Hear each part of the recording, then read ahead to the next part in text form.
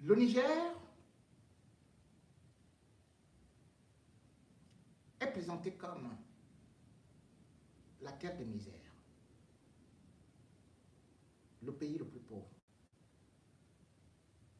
Et derrière le Niger, il y a beaucoup d'enjeux géopolitiques qui se jouent aujourd'hui. Je voudrais juste attirer l'attention du peuple africain que ce qui se passe au Niger ne concerne pas le Niger. Ça va tous nous prendre. J'ai dit, ça va tous nous prendre. Et pourquoi? Parce que les intérêts géostratégiques sont mis en jeu. Parce qu'il y a beaucoup de puissances qui sont intéressées dans cette affaire. Et parce qu'on va actionner un bras armé qu'on appelle la CEDEAO. Je ne suis pas là pour défendre qui que ce soit. Je ne suis pas là pour défendre les coups d'État. Loin s'en faut. Mais je suis là pour expliquer une certaine logique. Et cette logique, c'est que moi, je défends les peuples. Les peuples qui souffrent. Les peuples qui subissent. Parce que lorsque les requins se battent, ce sont les écrevisses qui ont le dos cassé. La CEDEAO, après le coup d'État déclenché au 26 juillet par Tchani et la garde présidentielle contre le président Bazoum, qui n'a fait que 2 ans, la CEDEAO a pris des mesures drastiques. Oui, j'ai des avoirs des militaires, ça se comprend. Peut-être fermeture de frontières, mais d'autres mesures ne peuvent atteindre que le bas peuple. Ce qu'on vous montre aujourd'hui, certains croient que c'est un jeu. Mais non, nous sommes ici, nous crions, oui, bravo, faisons ceci, faisons cela. Mais ce qui se passe sur le terrain est très grave. 1. La CEDEAO a demandé de fermer toutes les agences de la Banque des États de l'Afrique centrale, de l'Ouest, des États de l'Afrique de l'Ouest. Conséquence, on a gelé tous les avoirs du Niger. On a fermé les frontières. C'est seulement un pan. Lorsque vous regardez aujourd'hui, la frontière entre le Niger et le Nigeria, c'est 1600 km. Actuellement, les camions sont bloqués. La nourriture ne peut pas passer. Et il pleut. L'inflation est terrible en ce moment. Pour avoir de l'argent, c'est hyper compliqué. Je pleure les enfants, les mamans, les innocents. Parce que c'est une forme d'embargo qui ne respecte pas beaucoup de conditions humaines. Puisque même les produits pharmaceutiques ne peuvent pas passer. J'ai vu quelque chose comme ça qui s'est passé aussi en Côte d'Ivoire, lorsqu'il fallait chasser Gbagbo. Mais, là maintenant, c'est que non seulement le Niger vivait déjà des aides étrangères, Mais on a coupé non seulement ce qu'on peut appeler l'aide budgétaire, c'est la France qui a décidé de couper, l'Union européenne a décidé de couper, les États-Unis ont décidé de couper, bref, sans oublier la CEDEAO qui est donc venue mettre le Niger KO. Puis, il y a l'électricité qui vient du Nigeria à 70%, qui a été déconnectée. Or, déjà, même à Niamey, il y avait des coupures d'électricité, il y avait des délestages. Imaginez ce que ça peut être actuellement. Pour les 2 millions donc, des gens qui vivent à Niamey, pour faire semblant, on met un peu de lumière. C'est eux qui bénéficient de la lumière de la société d'électricité du Niger, qui ne peut alimenter que 2 millions de personnes, pas plus. Donc imaginez ce qui se passe partout ailleurs dans ce vaste territoire en ce moment. Et puis, ce n'est pas tout.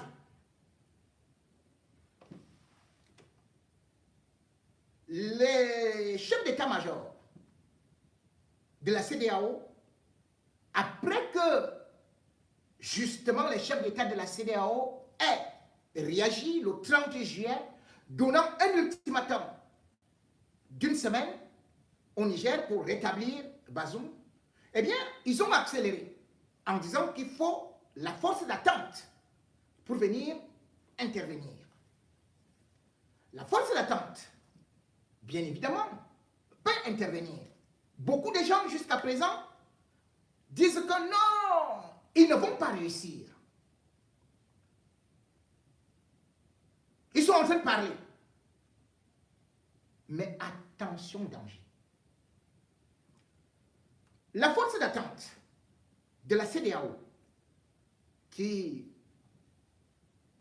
normalement a été créée en 2004, mais lorsqu'on voit la genèse, elle existe depuis 1990, suite à la guerre civile au Libéria, où finalement on l'appelait ECOMOG, a dû intervenir peut-être jusqu'en 1999, mais cette force est devenue le bras armé de la CEDEAO.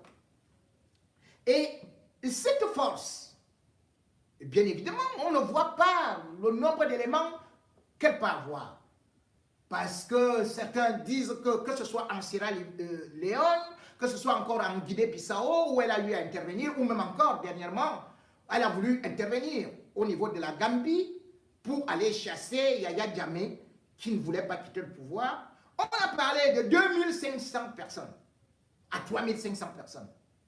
Mais on dit, grosso modo, qu'elle pourrait réunir peut-être jusqu'à 5, voire 6000 personnes. C'est rien par rapport à l'armée du Niger, qui compte 30 000 hommes, même si c'est 11 000 qui s'occupent actuellement, qui sont cantonnés dans certains camps et qui sont aussi en lutte contre Boko Haram. Oh, enfin, contre l'État islamique, pas contre Boko Haram, contre les terroristes. Donc, mais le problème qui est là et où j'attire l'attention, pas seulement de l'Union africaine qui parle vaguement comme ça, nous condamnons ceci, nous ne voulons pas la guerre. Mais entre-temps, on a des entités qui disent allons à la guerre, qui sont en train de préparer la guerre. Et le chef d'état-major du Nigeria qui dit on va régler ça en 1 seconde, en 1 semaine, ce sera terminé. Les autres également disent du côté du Mali, du côté du Burkina Faso, tentez et vous verrez. Si vous attaquez le Niger, cela veut dire que vous nous attaquez. Ce n'est donc plus une affaire de 3-4 pays, parce que la Côte d'Ivoire va fournir, selon Ouattara, entre 850 et 1100 hommes. Le Sénégal, on ne sait pas encore combien. Le Togo, on ne sait pas combien. Le Bénin, on ne sait pas combien. Mais maintenant, le Niger a ses soldats. Le Mali a ses soldats. Les autres ont leurs soldats. Et vous croyez que ça va rester là-bas? Mais non. Parce que les puissances impérialistes et même asiatiques vont intervenir dans cette guerre. On laisse les Africains sans se tuer. Et cette guerre va nous atteindre. Elle va atteindre chaque partie de l'Afrique. Et pourquoi? Parce que le Niger est d'abord stratégique. Rien que le Niger, là-bas, il y a déjà 1100 soldats américains qui sont stationnés. Même si les Américains disent que non, nous on ne veut pas la guerre, lorsque la guerre commence, l'alliance entre la France et les États-Unis, ça marche. Et la France a 1500 soldats. Ah, une base aérienne, la 201, qui appartient aux États-Unis. Ils ont investi là-bas pour investir en ce qui concerne la surveillance du territoire, surveiller le Tchad, surveiller le Mali, surveiller tel. Avec Africains, ils ont investi pas moins de 150 millions de dollars. Dans cette base, il y a les drones qui peuvent survoler étant armés. Des drones armés. Sans oublier que la base également où se trouve la France avec des soldats. D'autres sont aussi à la frontière avec le Mali et le Burkina Faso. Il y a les drones français. Et le Niger avait signé les accords avec la France de commencer à armer ces drones.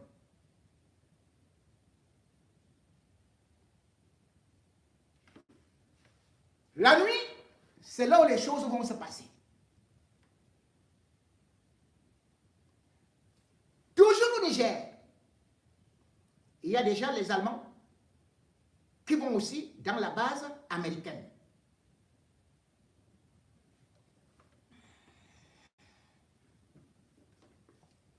Ce n'est pas tout. Les gens vont nous dire que oui, le Mali va intervenir. Comment le Mali va intervenir? Comment le Burkina va intervenir? Il y aura, tout comme du côté du Niger, tout comme du côté de la CEDEAO, c'est là où les mercenaires feront leur entrée en jeu. Chers Africains, chers dirigeants, cette guerre que vous êtes en train d'aller provoquer là, c'est toute l'Afrique. Sachez que l'Afrique est le continent que tout le monde convoite actuellement.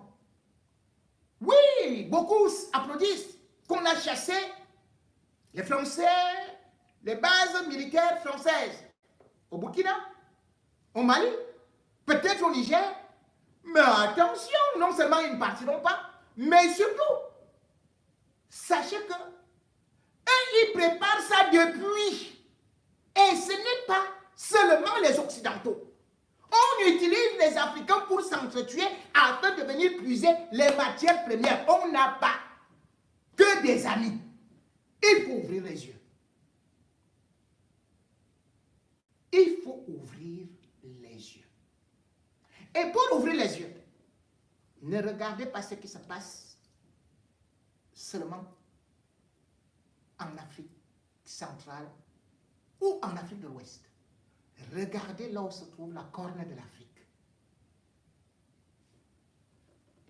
À Djibouti.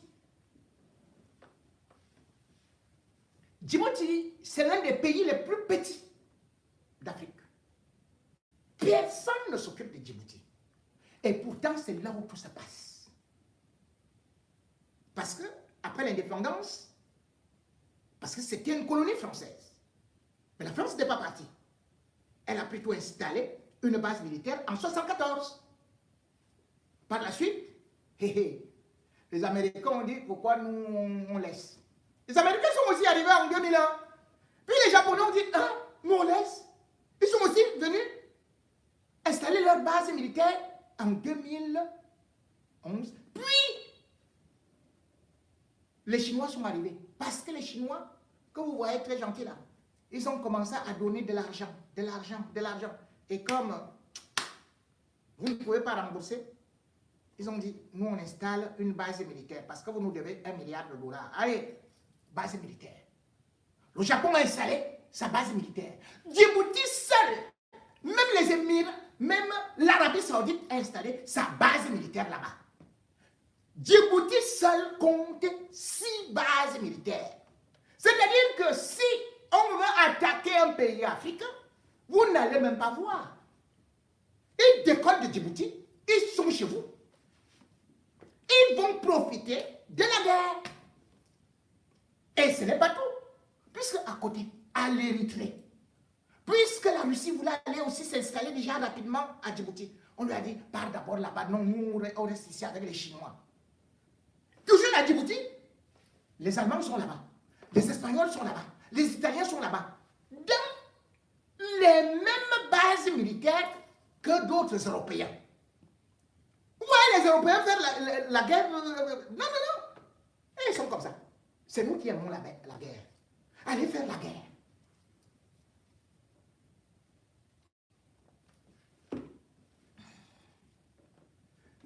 Ils sont partis, les Russes, là-bas, en Érythrée.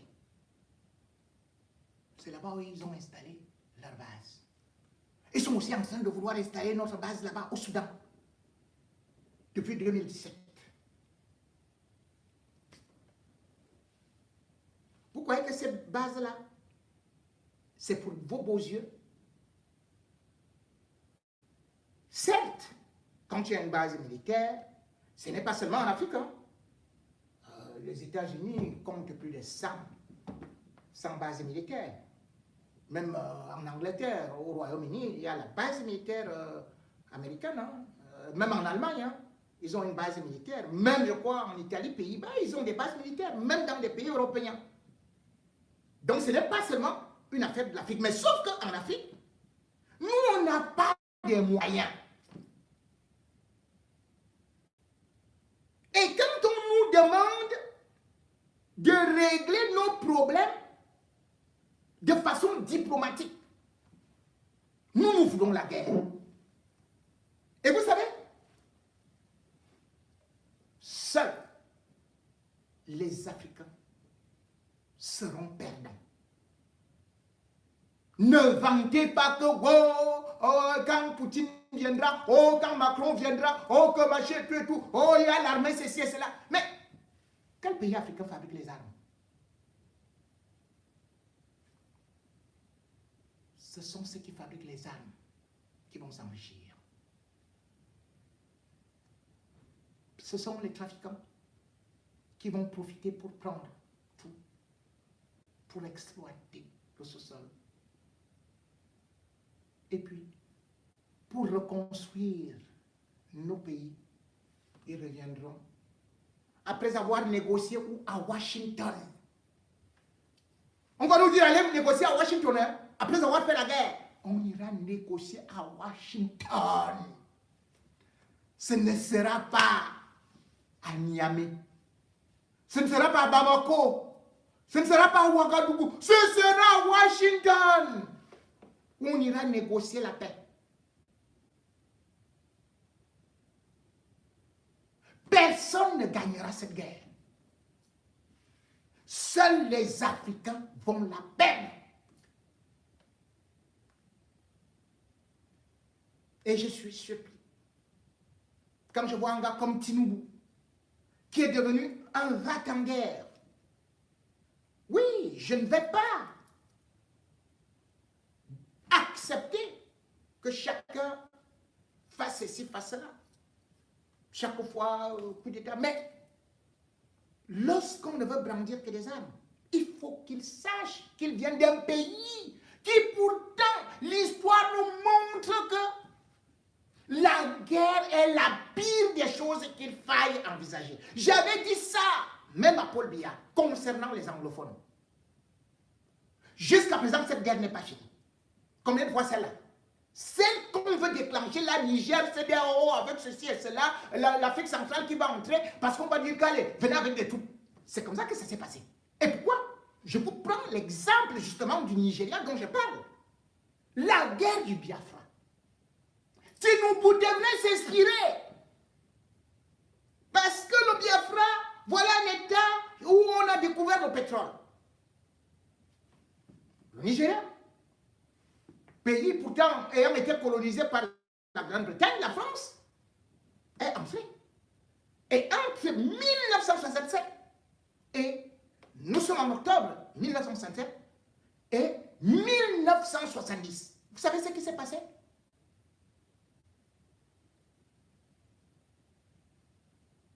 Le Nigeria, par le truchement de son chef d'État, de son président Gowon, croyait combattre seulement contre les sécessionnistes.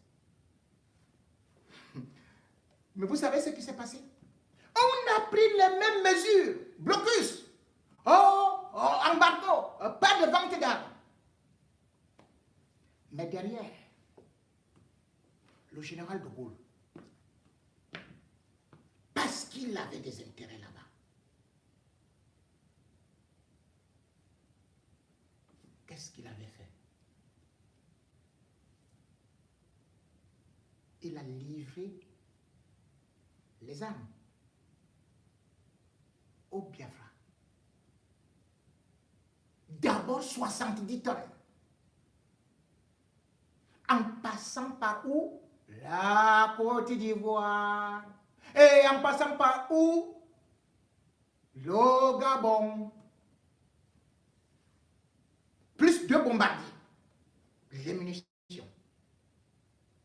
Avant la guerre, la France avait formé 3000 personnes là-bas.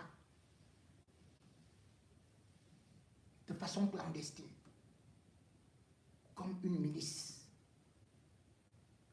En même temps, la France vendait les armes à l'État central, au Nigeria lui-même, qui ne voulait pas de sécession.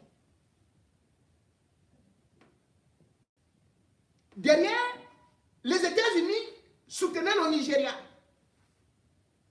Les États-Unis, avec la Grande-Bretagne, livraient les armes au Nigeria. Derrière aussi, la Russie, ah oui, c'était l'URSS. L'URSS livrait aussi les armes au Nigeria.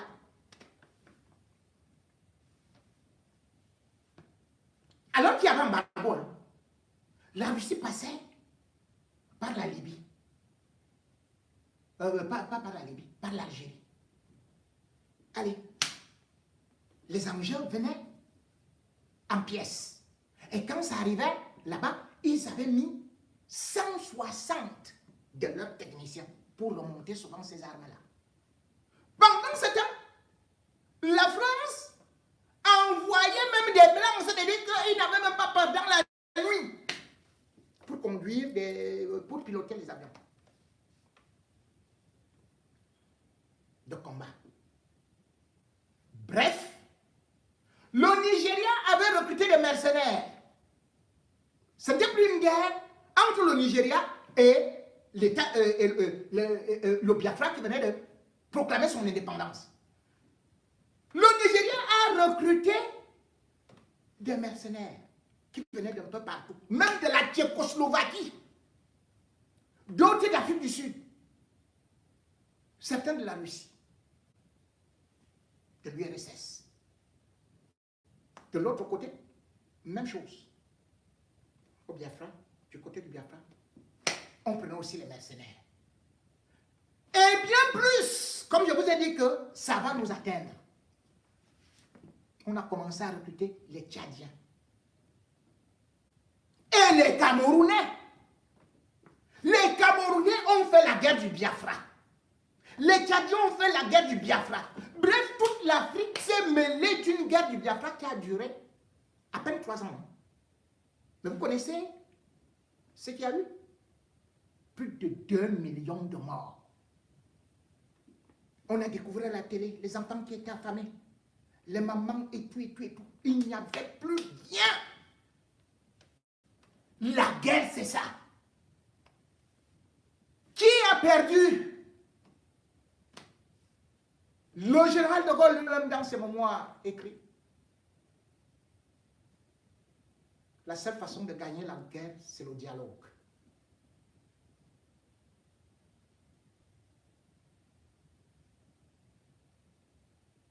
Alors, chers militaires, que vous soyez des putschistes, sachez que vous n'allez pas rendre service à votre peuple si vous vous engagez dans cette guerre. Négociez. CEDEAO, vous qui représentez aujourd'hui ce qu'on appelle le bras armé de la France, vous ne pouvez pas gagner cette guerre. Vous voulez juste mettre vos pays et le peuple africain à terre. Parce que ce qui se passe, c'est la guerre d'Ukraine que vous êtes en train d'importer. Et il y a 2 blocs qui se sont formés. Le bloc occidental et aussi le bloc russe. Et vous venez là, on va faire la guerre, on va faire la guerre. Vous allez faire quelle guerre? Vous allez faire quelle guerre? Vous êtes des simples négriers qu'on est en train d'utiliser comme ça. Et vous voulez tuer, assassiner vos peuples, les envoyer comme de la machine, comme de la chair à canon. Pourquoi la France ne fait pas la guerre contre l'Allemagne? Pourquoi l'Espagne ne fait pas la guerre contre l'Italie?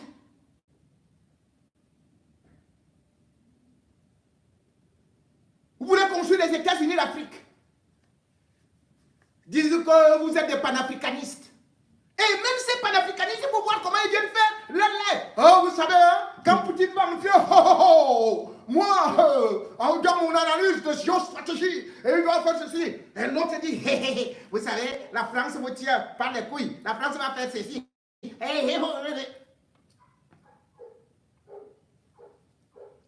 Ces gens gagnent leur argent avec votre sang.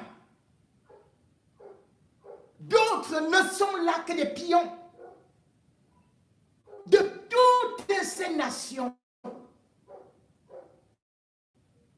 qui ne sont pas là pour donner le monde à l'Afrique. L'Afrique est une terre qui ressemble à un paradis où il y a tout ce qu'ils envient, où tout ce monde, bien qu'ayant des armes, bien qu'ayant de la technologie, a besoin de la matière première. L'Afrique, c'est cette oasis au milieu d'un désert où beaucoup ont déjà exploité leurs ressources et ne savent plus quoi manger, deviennent comme des vers de terre et viennent finalement se réfugier sur la terre promise. L'Afrique ne veut pas de guerre. Restons comme des frères, selon nos traditions. Allons au niveau de l'arbre de la paix. Et puis, ne croyons pas que c'est parce qu'on a les meilleures armes qu'on pourra gagner. Affiche déjà, méfiez-vous de votre adversaire, fût-il petit.